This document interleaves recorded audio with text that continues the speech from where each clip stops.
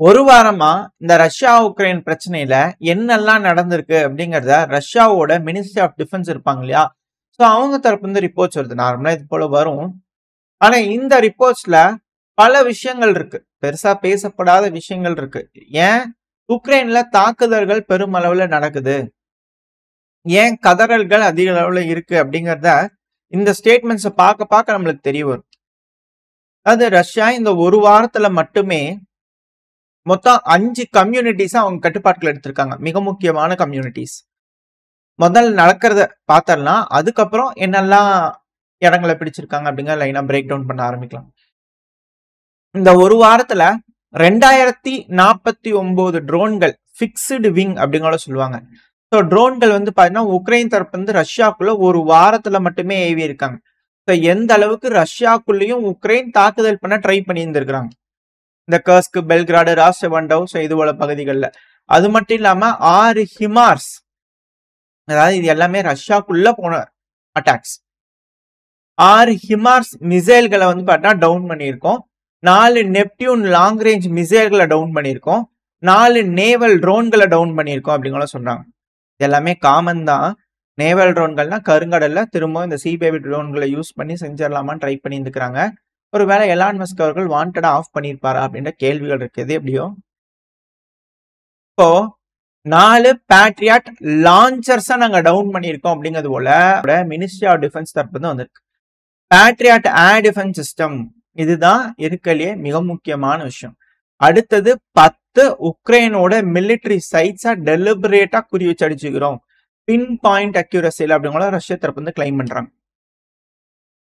அது patriot air defence system 4 பகுதிகளை protect பண்றதுக்காக வச்சிருந்துருக்காங்க. அதை தெரிஞ்சுட்டு துல்லியமா தாக்கியிருக்காங்க. புதுசா நாங்க கொடுக்க போறோம் 3 பேட்ரியாட் 8, 6 கிட்ட சொல்லிட்டு நாங்க ஜெர்மனி கிட்ட இருந்து முதல்ல 3 டிரான்ஸ்ஃபர் பண்றோம். பேட்ரியாட் ஏர் டிஃபென்ஸ் சிஸ்டம் எங்க கிட்ட இருக்கிறத. அது போக நாங்க ஐரிஸ்டி டிஃபென்ஸ் சிஸ்டம் 6 8 கொடுக்குறேன்னு சொல்லியிருந்தாங்க. ஸோ வர்றதுக்கு முன்னாடியே வந்து பாத்தீங்கன்னா ஃபுல்லா சோழியை முடிச்சுட்டு இருக்காங்க. இருக்கிற எல்லாத்தையுமே முடிச்சுட்டு இருக்காங்க. ஸோ ஃப்ரெஷ்ஷா வந்ததுன்னா ஈஸியா இருக்கு ரஷ்யாவுக்கு சாப்பிட்றதுக்கு அப்படிங்கிறது போல செய்யறாங்களா அப்படிங்க போல இருக்கு. இப்போ ஏர் டிஃபென்ஸ் சிஸ்டம் கம்ப்ளீட்டா நியூட்ரலைஸ் பண்றாங்க. அதுதான் இழப்புகள் அதிக அளவுல ஏற்படுது. அதனாலதான் உக்ரைன் தரப்பு வந்து கதறல்கள் வந்துகிட்டு இருக்கு. அடுத்தது நேவல் ட்ரோன்கள். அந்த செய்திகள் பார்த்தோம் இல்லையா? 4 நேவல் ட்ரோன்கள் ஜூலை 25 நைட்ல வந்து பாத்தீங்கன்னா அன்மேன்டு சர்ஃபேஸ் போட்டு யூஸ் பண்ணி வடமேற்கு பகுதிகள், கருங்கடல்ல வடமேற்கு பகுதிகளில் இந்த ட்ரோன்கள் உலா வந்துகிட்டு இருந்திருக்கு. ரஷ்யாவோட கப்பல்கள், ரஷ்யாவோட நிலைகள் மேல தாக்குதல் பண்ணலான்ட்டு. ஸோ ரஷ்யா அதை தெரிஞ்சுக்கிட்டு அதை டவுன் பண்ணி இருந்துக்கிறாங்க. கருங்கடல்ல திரும்பவும் இந்த நாச வேலை செய்யக்கூடிய விஷயத்த முற்றிலும் தடுத்து இருந்திருக்கிறாங்க. அடுத்தது மிலிட்டரி சைட்ஸ், மிக முக்கியமான விஷயம். ஜூலை 19 இருந்து 25 வரைக்கும் நடக்கக்கூடிய அட்டாக்ஸ் மட்டுமே கின்சால் ஹைப்பர்சோனிக் மிசைலை யூஸ் பண்ணி அட்டாக் பண்ணியிருக்கோம். அன்மேன்ட் ஏரியல் வெஹிக்கல் யூஏவிஸ் இருக்குல்ல, ட்ரோன்கள், அதை யூஸ் பண்ணி அட்டாக் பண்ணியிருக்கோம். டெலிபரேட்டா உக்ரைனோட மிலிட்டரி சைட்ஸ் நம்ம இன்னைக்கு கூட பார்த்துருப்போம். கெர்சன் பகுதியில் அடிச்சிருந்தாங்க, கர்கிவ் பகுதியில் அடிச்சிருந்தாங்க, சுமி பகுதியில் அடிச்சிருந்தாங்கன்னு சொல்லிட்டு மிலிட்டரி அட்மினிஸ்ட்ரேஷன் பில்டிங்ஸ் எல்லாம் அடிக்கிறாங்க அப்படிங்கிறதெல்லாம் பார்த்திருந்தோம் இல்லையா? ஸோ அது எல்லாமே ரஷ்ய தரப்பு வந்து இதில் கிளைம் பண்ணிக்கிட்டு இருக்காங்க. அடுத்தது கேப்சர் பண்ணப்பட்டதா சொல்லக்கூடிய பகுதிகள் இருக்கு இல்லையா? இதுல சுமி பகுதியில வர்ச்சினோ அப்படின்னு ஒரு பகுதி இருக்கு. ஸோ இது மிக முக்கியமான ஒரு பகுதி. இதை ரஷ்யா அவங்க கட்டுப்பாட்டுல எடுத்திருக்காங்க. அது கூடவே டொனஸ்க் பகுதியில வந்து பாத்தீங்கன்னா பெலியாகோரா, நொவோத்ரோஸ்கி அப்படின்ற ஒரு பகுதி. அடுத்தது நொவோகிமோச்கோயிஸ்கி, நான் மேப்ல காட்டுறேன், பேரே வரல, நொவோனிமோஸ்கோயிஸ்கி அப்படின்னு ஒரு செட்டில்மெண்ட். அடுத்தது வந்து பாத்தீங்கன்னா ஜெவரோவோ அப்படின்னு ஒரு செட்டில்மெண்ட் இருக்கு. ஸோ இந்த செட்டில்மெண்ட் எல்லாத்தையுமே ரஷ்யா டிஆர்பி, டொனஸ்க் பீப்புள்ஸ் ரிப்பப்ளிக்னு சொல்லிட்டு ஒரு தனியா கிளைம் பண்ணிட்டு இருந்தாங்களே 2014 அந்த டைம்ல. இது வந்து தனி நாடு வேணும் அப்படிங்கிற கோரிக்கை வச்சிருந்தாங்க. சதா Donetsk people republic, Luhansk people republic. லுகான்ஸ்க்கு 100% மீட் எடுத்துறாங்க. இப்போ டொனஸ்க்கு மீட் எடுக்கிறதுக்கான சண்டைகள் நடந்துட்டு இருக்கு. ஸோ அதுல இங்க இருக்கக்கூடிய பகுதிகள் 4 செட்டில்மெண்ட்ஸ் வந்து பார்த்தா ரஷ்யா அவங்க கட்டுப்பாட்டில் எடுத்துக்கதா சொல்லிக்கிறேன். இதே போலதான் உக்ரைன் வந்து பாத்தீங்கன்னா ரஷ்யாக்குள்ள 2000 ட்ரோன்களுக்கு மேல அனுப்பியிருந்தாங்கன்னு சொன்னாங்களே, அதுல ஒரு ட்ரோன்கள் இப்ப நடந்த ஒரு சம்பவம். ரஷ்யாவோட Su-27 யூபி ரக காம்பேக்ட் ட்ரைனிங் ஃபைட்டர் ஏர்கிராஃப்ட்.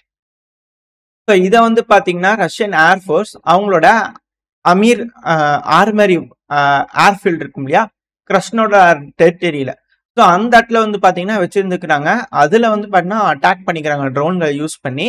இது நடந்தது 25 நைட் 26ஆம் தேதி அதிகாலை ரஷ்யாவோட நேரப்படி. ஸோ இது போல உக்ரைனை அட்டாக் பண்ணிட்டு தான் இருக்கிறாங்க, ரஷ்யாவும் பதிலுக்கு அட்டாக் பண்ணிட்டு தான் இருக்கிறாங்க இருதரப்புல இருந்தும். இந்த பேச்சுவார்த்தை அப்படிங்கிறது போல அடிபட்டது இல்லையா மென்ஸ்கி அவர்கள், இந்த பேச்சுவார்த்தையில என்னெல்லாம் நடந்தது, என்ன பேசிக்கிறாங்க அப்படிங்கிறதெல்லாம் நம்ம தெளிவா பார்த்தோம். இது ஒரு பதிவாவே தனியா போட்டிருந்தோம். இதுல ஜெலன்ஸ்கி அவர்கள் புட்டின் அவர்களோட மீட்டிங் ஹைலைட் பண்ணியிருந்தாங்க இல்லையா, இதுக்கு திரும்பவும் பெஸ்கோ அவர்கள் தரப்பு பதில் கொடுத்துருக்கிறாரு. அதாவது நடக்கக்கூடிய இந்த பிரச்சனை முடிவு செட்டில்மெண்ட், அதாவது என்ன ஒப்பந்தங்கள் அப்படிங்கறத பேசி தெளிவா முடிவெடுக்காம தலைவர்களோட மீட்டிங் அப்படிங்கிறது பாசிபிளே இல்லை அப்படிங்கிறது போல பெஸ்கோ அவர்கள் தரப்பு வந்திருக்கு. எதுக்காக பேசணும் அப்படிங்கிறது போலதானே இருக்கும். அதாவது நார்மலா ஒரு சண்டை நடந்துட்டு இருக்கு, அந்த சண்டையில உக்ரைனோட கோரிக்கை என்ன, அவங்க டாப் பொசிஷன்ல இருக்கிறாங்களா இல்ல வீக் பொசிஷன்ல இருக்காங்களா, ரஷ்யா டாப் பொசிஷன்ல இருக்காங்களா இல்ல வீக் பொசிஷன்ல இருக்காங்களா, இப்ப களத்துல என்ன சூழ்நிலை, இப்ப அதன் அடிப்படையில முடிவுக்கு கொண்டு வரலாம் அப்படின்னு யோசிக்கிறாங்கன்னா அந்த முடிவு எப்படி இருக்கும், யாருக்கு சாதகமா யாருக்கு பாதகமா இருக்கும் அப்படிங்கிற விஷயங்கள் தானே அந்த இடத்துல இருக்கணும். அதை விட்டுட்டு சும்மா நம்ம பேசிக்கணும்னா என்னத்தை போய் பேச போறோம் அப்படிங்கிறதோட பாத்தீங்கன்னா இவர் தரப்புல நியாயமா கேட்டிருக்கிறாங்க. பட் இதுக்கு ஒத்துக்குவாங்களா அப்படின்ற கேள்விகள் வருது. வெயிட் பண்ணி பார்ப்போம். ரஷ்யா தரப்பு அக்செப்ட் பண்ணிக்கிற மாதிரி இல்ல, அவங்க செட்டில்மெண்ட் இல்லாம தலைவர்கள் பேசுறதுக்கு வாய்ப்பு இல்லை அப்படிங்கிற சொல்லிக்கிட்டு இருக்காங்க. அதுக்கு உக்ரைன் என்ன மாதிரியான முடிவுகள் எடுக்க போறாங்க அப்படிங்கிறது பார்த்தலாம். இப்ப அடுத்தது அதே நேரத்துல நம்ம ஹங்கேரி கிட்ட வந்துட்டோம் அப்படின்னா சும்மா ஈயூல சேர்த்துறேன்னு சொல்லாதீங்கப்பா.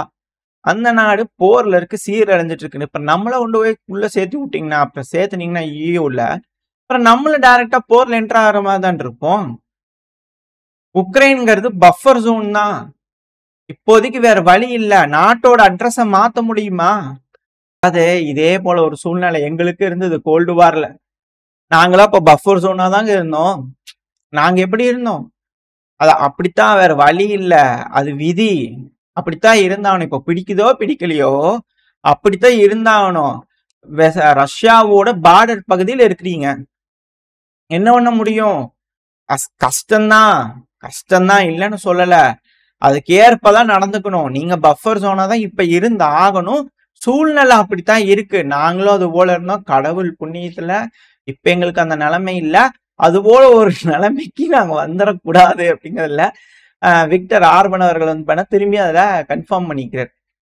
இவரு தரப்புல இருந்து வரக்கூடிய ஸ்டேட்மெண்ட்ஸ் வச்சு பார்க்கும்போது நியாயமா பேசுறாரு. ஏங்க இருக்கிறத பார்த்து பேசி புரிஞ்சுக்குங்க, சும்மா அது எதுன்னு சொல்லிட்டு எதையும் பேசிட்டு இருக்காதீங்க அப்படிங்கிறது போல அவர் தரப்பு நியாயமா எடுத்து பேசுறாங்க. இது உக்ரைனுக்கு புரியுதா இல்ல மேற்குலக நாடுகளுக்கு புரியுதா இன்னும் எதுங்க தெரியல. ஏன்னா இந்த பேச்சுவார்த்தை எதுக்காக நடக்குது, இந்த சண்டை எதுக்காக நடந்துகிட்டு இருக்கு? உக்ரைன் நாட்டோட சேரக்கூடாது, யூரோப்பியன்ல சேர்ந்துக்கலாம், அதை பத்தி ரஷ்யா எதுவும் பேசல. ரெண்டாவது கிரீமியா இது போல பகுதிகளை இதுக்கப்புறம் ரஷ்யாக்கு தான் சொந்தம். சண்டை நடக்கிறதுக்கு முன்னாடி வேற மாதிரி டேர்ம்ஸ் இருந்து, இப்ப இதெல்லாம் ரஷ்யாக்கு தான் சொந்தம். ஸோ இது போல விஷயங்கள் பாத்தீங்கன்னா கேட்டிருந்தாங்க.